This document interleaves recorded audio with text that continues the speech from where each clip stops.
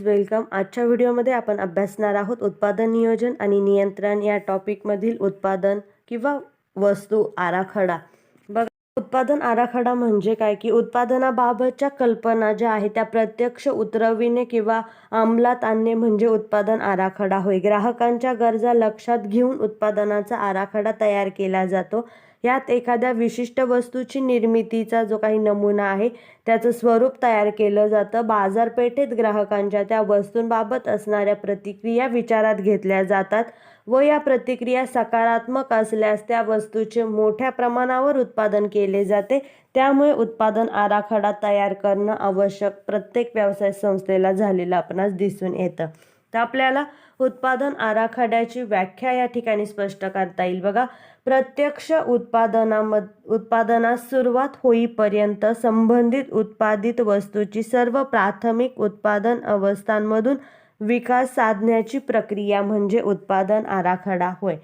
बघा, ज्यावेळेस प्रत्यक्ष उत्पादन प्रत्येक व्यवसाय संस्था करत असते त्याला सुरुवात होईपर्यंत जे संबंधित कार्य असतं ते कार्य कोणकोणत्या अवस्थांमधून जातं त्याचा संबंधित जी काही प्रक्रिया आहे ती तयार करणं म्हणजे उत्पादन आराखडा होय. थोडक्यात आपल्याला सांगता येईल वस्तूंची रचना निर्धारित करण्यासाठी आखल्या जाणाऱ्या विविध व्यूहरचनांचा समावेश उत्पादन आराखड्यात होत असतो. ग्राहकांच्या गरजा त्या ठिकाणी विचारात घेतल्या जातात. नवीन वस्तूंच्या निर्मितीसाठी नवीन गरजा निर्माण केल्या जाणाऱ्या कार्यक्षम व प्रभावी कल्पनांचा यात समावेश होतो. उत्पादन आराखड्यात कल्पना ज्या आहेत त्यांचे मूल्यांकन केलं जातं. त्यांना दृश्य स्वरूपाच्या वस्तूत परावर्तित केलं जातं.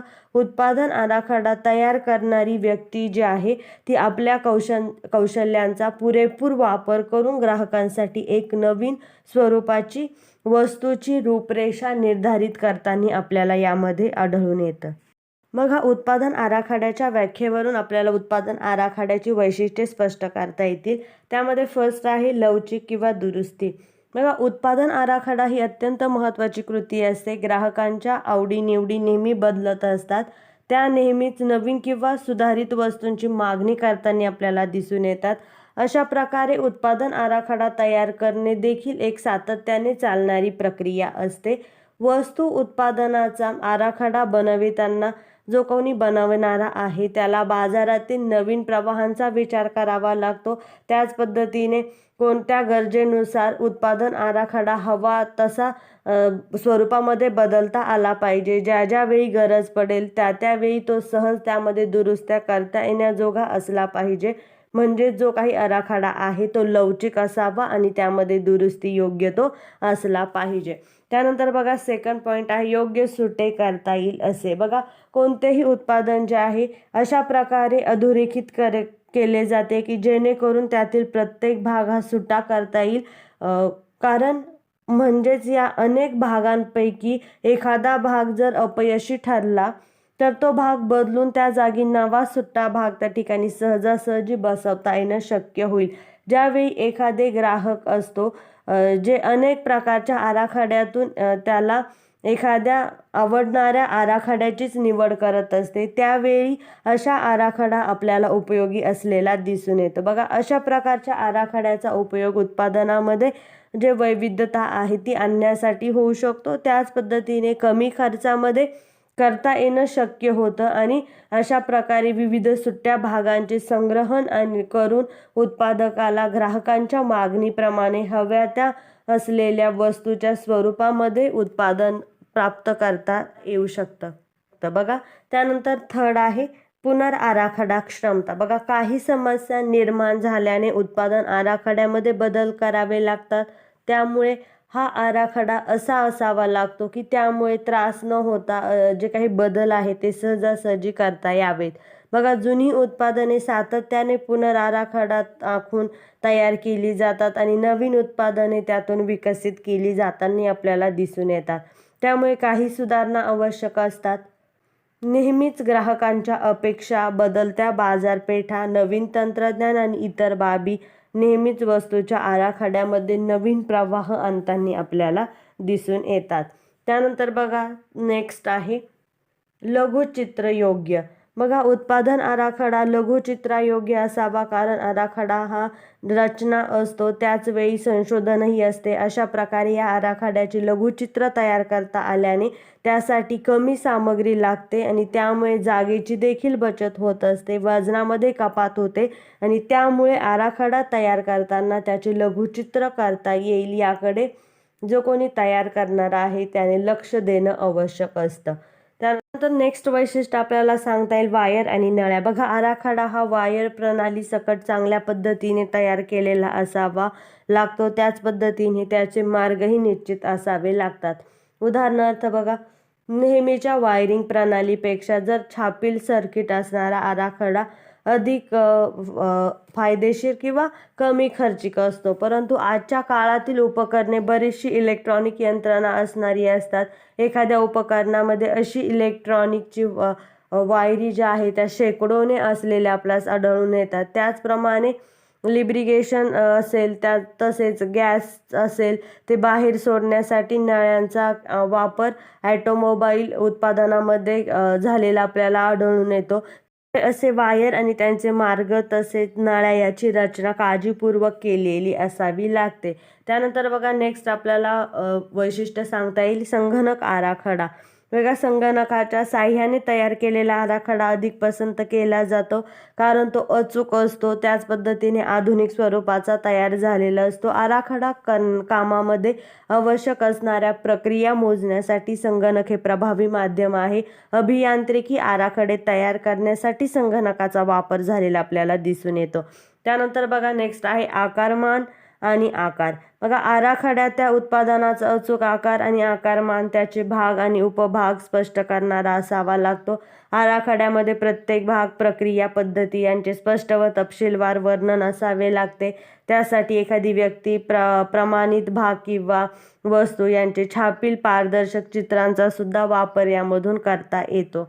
नेक्स्ट पॉईंट आहे हमी. बघा, कोणत्याही उत्पादनाचं नावलौकिक आणि ग्राहक यांच्याकडे लक्ष देणे हे अत्यंत महत्त्वाचे आणि प्रथम उद्दिष्ट असलेलं आपल्याला दिसून येतं. त्यामुळे चुकीच्या आराखड्यामुळे कोणत्याही प्रकारचा खंड पडणार नाही हे पाहणं देखील तितकंच महत्त्वाचं असतं.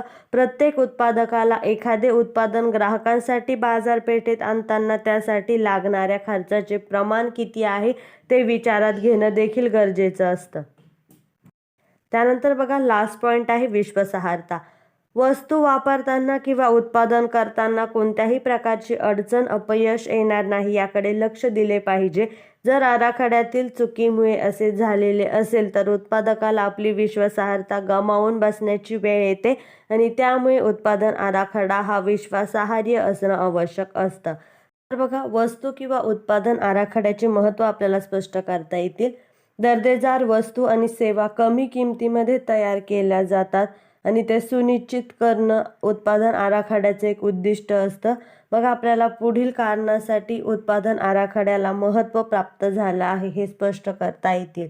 त्यामध्ये फर्स्ट आहे अचूक उत्पादन श्रेणीची ओळख. बघा, उत्पादन आराखडा उत्पादनासाठी तयार केलेल्या उत्पादनाची अचूक श्रेणी आणि त्यामध्ये असणारी जी काही वैशिष्ट्ये आहेत ते ओळखण्यासाठी सक्षम असतो आणि त्यामुळे त्या उत्पादनाची श्रेणी कोणती आहे हे ओळखता येणं शक्य होतं.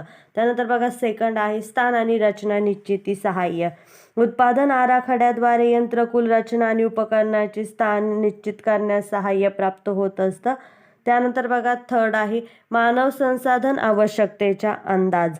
बघा, उत्पादन आराखड्याद्वारे उत्पादनाच्या विविध टप्प्यांवर आवश्यक मनुष्यबळाचे मूल्यांकन करणे आणि अंदाज घेणं देखील शक्य झालेलं आपल्याला दिसून येतं.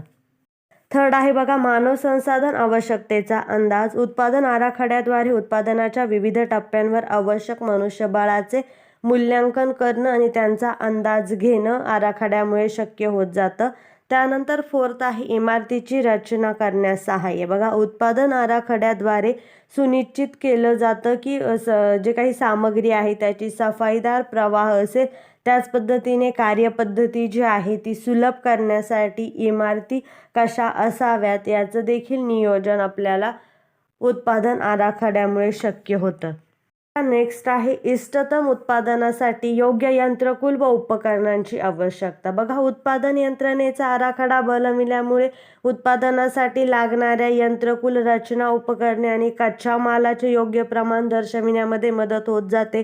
त्यानंतर बघा नेक्स्ट पॉईंट आहे सामान्य प्रक्रिया नियोजनास मदत. बघा, उत्पादन आराखड्यामुळे योग्य प्रक्रिया नियोजनाचा देखील समावेश होत जातो, जेणेकरून सर्व प्रक्रिया ज्या आहेत ते तर्कशुद्ध क्रमाने कार्यरत राहतील आणि त्यामुळे काम करणं देखील सुलभ होतं. नेक्स्ट आहे उत्पादन आराखड्यामध्ये गुणवत्ता नियंत्रणासाठी पुरेशा सुविधांची हमी. बघा, उत्पादन प्रणालीची रचना करताना गुणवत्ता नियंत्रणाला सहसा महत्त्व दिले जात नाही, परंतु व्यवसायाचे अंतिम यश गुणवत्तेवर अवलंबून असते. म्हणूनच चांगल्या उत्पादन आराखड्याद्वारे असं सुनिश्चित केलं जातं की प्रत्येक विभागामध्ये जी काही गुणवत्ता आहे ती पर्याप्त नियंत्रण सुविधा प्रस्थापित करत जाते आणि त्यामुळे नियंत्रण ठेवणं शक्य होत जातं. आणि लास्ट पॉईंट आहे यामध्ये उत्पादन विषयक बाजार अभिप्राय सुलभता. तर बघा, प्राथमिक आराखडा, नमुना उत्पादन, बाजार अभिप्राय मूल्यांकन असेल, आराखड्यामध्ये बदल असेल, हे सर्व उत्पादन आराखडा प्रक्रियेचे भाग असलेले आपल्याला दिसून येतात. म्हणून विपणनाच्या दृष्टिकोनातून विचार करायचा झाल्यास आराखड्याला महत्त्वाचे स्थान यामुळे प्राप्त झालेले आपल्याला दिसून येते. जी काही बाजाराची सद्य परिस्थिती आहे त्याचा देखील विचार यामध्ये केला जातो. ते सर्व विचार करून उत्पादन आराखडा तयार केला जातो. त्यामुळे उत्पादनाची क्षमता वाढविण्यासाठी उत्पादन आराखडा प्रामुख्याने मदत करताना आपल्याला दिसून येतो. तर बघा, नेक्स्ट पॉईंट आहे उत्पादन आराखड्यावर परिणाम करणारे घटक. बघा, उत्पादन आराखड्यावर परिणाम करणारे अनेक घटक आपल्याला दिसून येतात. त्यामुळे उत्पादन आराखडा तयार करताना हे घटक लक्षात घेणं आवश्यक असलेलं दिसून येतं. त्यामध्ये फर्स्ट आहे ग्राहकांची गरज आणि मानसिक परिणाम. उत्पादन ग्राहकांची गरज आणि मानसिक अपेक्षाप्रमाणे असले पाहिजे तरच ग्राहक ते स्वीकारताना आपल्याला दिसून येतात.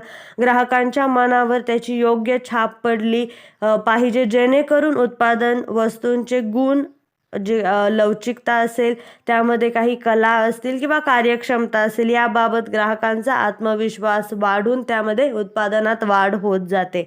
त्यानंतर नेक्स्ट पॉईंट आहे यंत्रचालक सुविधा. बघा, उत्पादन आराखड्याप्रमाणे काम करत असताना यंत्रचालकास सर्व प्रकारच्या सोयी व सुविधा उपलब्ध आहेत याचा आराखडा तयार करण्याची खात्री झाली पाहिजे. व हा आराखडा जर किचकट व गुंतागुंतीचा असेल तर यंत्रचालक जो आहे त्याला अडचणी येऊ शकतात. यंत्रचालकाला त्याचे कार्य कार्यक्षमतेने करता येत नाही अथवा ते कार्य करताना त्याला शीण येऊन त्याचे जी उत्पादन कार्यक्षमता आहे, त्याची जी शक्ती आहे त्यावरती परिणाम होऊन उत्पादन कमी होऊ शकतं. त्यामुळे उत्पादन आराखडा हाताळण्यास सुलभ व सुविधाजनक असणे आवश्यक आहे. त्यानंतर थर्ड आहे कार्यरता. बघा, उत्पादन आराखडा तो ज्या कारणासाठी तयार केला जातो ती कार्य पूर्ण करण्याच्या दृष्टीने सुलभ असावा. ग्राहकांना पूर्ण समाधान देता येण्याजोगा असला पाहिजे. ग्राहकांना लागणारी सेवा आणि त्या सेवेचे अवलोकन करण्यात येणारे स्वरूप यात समन्वय साधणं त्यामुळे शक्य होत जातं. त्यानंतर बघा, फोर्थ पॉईंट आहे साधन सामग्रीची गरज. साधन सामग्रीचे स्वरूप, गुणवत्ता, वस्तूचे उत्पादन आराखड्यावर परिणाम घडवून आणताना आपल्याला दिसून येतात. उत्पादन आराखडा तयार करण्यास ते उत्पादन करण्यासाठी आवश्यक असणाऱ्या कच्च्या मालाबाबत अद्ययावत ज्ञान असणे आवश्यक असलेले दिसून येते. याबाबतचे ज्ञान औद्योगिक, शास्त्रीय आणि तांत्रिक दैनिकांमधून त्या ठिकाणी मिळू शकते आणि ग्राहक जो आहे त्याला संबंधित असणारी सर्व माहिती पुरवू शकतो. त्यानंतर बघा, लास्ट पॉईंट आहे यामध्ये कार्यपद्धती आणि उपकरणे. बघा, निवडण्यात आलेली कार्यपद्धती आणि उपकरणे उत्पादन आराखड्यावर परिणाम घडवून आणताना आपल्याला दिसून येतात. कार्यपद्धती आणि उपकरणे योग्य असणे गरजेचे असते. आराखडा तयार करणाऱ्या व्यक्तीला कार्यपद्धतीत सुधारणा घडवून आणण्यासाठी योग्य उत्पादन साधने वापरणाऱ्या तंत्रज्ञानाची जाणीव असावी लागते. यानंतर बघा, नेक्स्ट पॉईंट आहे आपल्या या व्हिडिओमधला उत्पादन आराखड्यातील टप्पे. बघा, यामध्ये फर्स्ट आहे आराखडा सारांश. तर बघा, उत्पादन आराखडा रचनेच्या या टप्प्यात नवीन वस्तूंच्या निर्मिती संदर्भात एका विधानाची निर्मिती केली जाते. उदाहरणार्थ जर घ्यायचं झालं तर आम्ही एका नव्या फॉर्म्युल्याचा वन कारचा निर्मिती करत आहोत. यात वस्तूच्या स्वरूपाबाबतची नेमकी कल्पना येत नाही, केवळ व्यवसाय कुठल्या घटकाचे उत्पादन सुरू करणार आहे याची माहिती मिळत जाते. त्यानंतर बघा सेकंड आहे उत्पादन आराखडा सुलभीकरण. ही उत्पादन आराखडा रचनेतील एक महत्त्वपूर्ण पायरी म्हणून हिच्याकडे बघितलं जातं. यात उत्पादनाबाबतची पूर्ण माहिती प्राप्त होते. यात उत्पादन करताना निर्माण होणाऱ्या समस्यांचा आढावा घेतला जातो. तसेच ग्राहकांच्या गरजा व बाजारपेठेतील कल जाणून घेऊन वस्तूच्या उत्पादनाबाबतची व्यूहरचना आखली जाते. उत्पादन आराखडा अधिक प्रासंगिक असेल याची आराखडा तज्ज्ञ जो आहे तो दक्षता घेत जातो. म्हणजेच यात संभाव्य समस्यांचे संशोधन केले जाते, स्पर्धात्मक उत्पादकाची माहिती घेतली जाते आणि त्यानंतर उत्पादन विषयक कल्पना ज्या आहे त्याची आखणी केली जाते. यानंतर बघा नेक्स्ट आहे संकल्पनांची निर्मिती. उत्पादन आराखडा सुलभीकरण अवस्थामध्ये प्राप्त झालेल्या माहितीच्या आधारे उत्पादनाबाबतची जी संकल्पनात्मक चौकट आहे ती निर्माण करण्याचं कार्य केलं जातं. उत्पादन संकल्पना ही उत्पादन केल्या जाणाऱ्या वस्तूची एक ढोबळ रूपरेषा आपण असते असं म्हणू शकतो. म्हणजे जर कारने उत्पादन करायचे असेल तर त्याचा आकार कसा असेल, रंग कोणता असेल, इंजिन कोठे बसवले पाहिजे, संबंधित एक स्केच तयार केलं जातं. यात केवळ एकाच संकल्पनेची निर्मिती केली जात नाही तर वेगवेगळ्या बाजूंनी देखील विचार केला जातो. अनेक संकल्पना निर्माण केल्या जातात. या सर्व संकल्पनांचे मूल्यमापन करून त्यापैकी योग्य अशा एका संकल्पनेची निवड केली जाते. त्यानंतर नेक्स्ट आहे संकल्पनेची पडताळणी. बघा उत्पादन आराखडा रचनेच्या या टप्प्यात संकल्पनेची पडताळणी केली जाते. व्यवसायातील विविध विभागांतील तज्ज्ञांची बैठक घेऊन आराखडा तज्ज्ञ आपली संकल्पना त्यांना समजावून सांगतो. इतर तज्ज्ञ मंडळी त्या संकल्पनेबाबत असणारी आपली जी मते आहे ती सांगतात आणि यातून संकल्पनेस अधिक जी परिपक्वता म्हणू शकतो आपण ती देता येणं शक्य होत जातं.